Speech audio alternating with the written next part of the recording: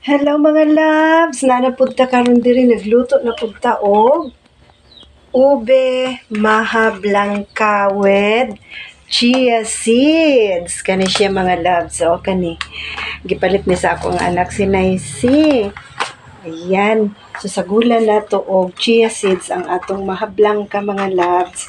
Kay naamang gud ni siya sweet corn.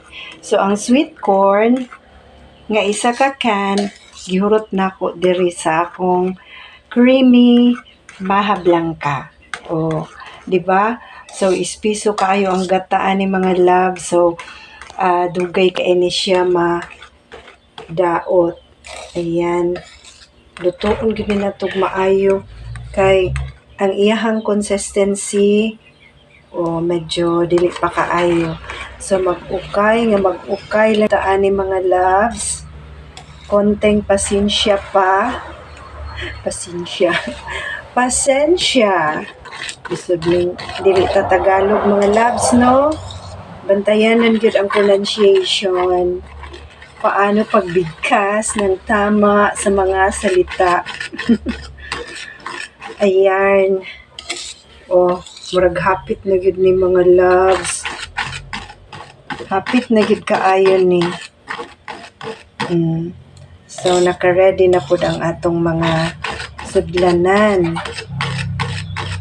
Kay aron, diretso na ta og yabuon niya. Yan, hapit na gid mga loves. Ato na gid ning matilawan unya kung unsa gyud ang lasa sa atong ube maha blanca. Creamy kay ni siya mga loves. Unya, butangan na po nato unya og cheese, no? Cheese overload. Yan. Nag-enjoy ko karon mga loves kay ngano Lunes na pud ugma. So, kailangan mag-enjoy sa ta karon kay ugma stressful na pud. At ubang na pud ta sa mga kabataan nga mga pasaway. Ayan. So, unya mga loves, basin mo dukot ni. Tilawan na to unya ang atong ube maha blanca. Hapit na gid siya. Gamay na lay kulang.